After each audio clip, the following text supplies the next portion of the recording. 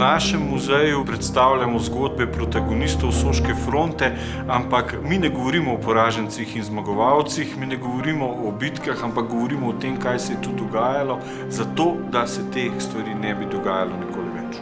Številni svojci iščejo svoje padle prednike in mi smo eni redkih, kar jim lahko pri tem pomagamo in delamo vse na tem, da bi ljudem, kar so padli med Prvo svetovno vojno, spet povrnili njihovo dostojanstvo in ime.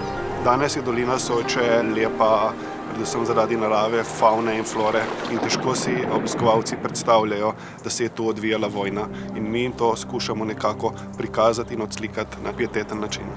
Ko greš v hribe, v gozne in ko naletiš na te ostaline, skoraj na vsakem koraku pomisliš recimo na preteklost, na kostnice, na grobišča, na pokopališča vojakov, ki so prišli od Delč, so tukaj dali svoje mlade življenje, recimo, kar je danes za nas, hvala Bogu, nepredstavljivo.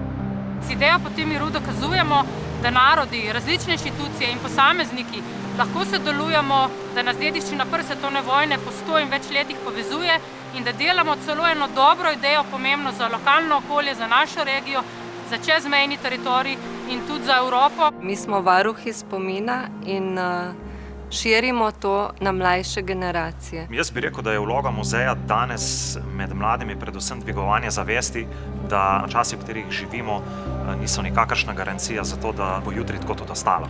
So tu zelo čustvene reakcije, sploh v tej sobi, v kateri smo zdaj, kjer se prikazuje realnost vojne, sploh kakšne starejše gospe, ki so bile na vodenih ogledih, so tudi že objokane šle iz sobe.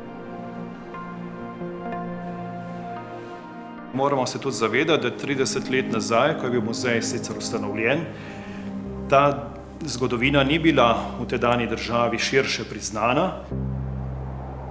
Sporočilnost Poti miru je unikatna, namreč da ne samo kot mirovno sporočilo, ampak tudi to prijateljstvo med narodi, ki so se nekoč bili sprti med sabo in se bojevali en proti drugemu. Sleheren vojak, ki je to doživljal in mogoče celo umrl med Prvo svetovno vojno, nihče od njih ni pozabljen in bo vedno ostajal v našem spominu, v našem čustvovanju in se bomo trudili, da bomo njihove zgodbe širili tudi naprej. Človek je živ toliko časa, dokler je živ spomin nanj. Sem ponosna, da sem lahko del tega zgodovinskega spomina te doline. Ker tudi po 25 letih, ko zvečer zaprem vrata in rečem lahko noč vsem tem ljudem, imam še vedno kurjo pot, a ne mislim, da je res to, kar mi delamo tle v tem muzeju.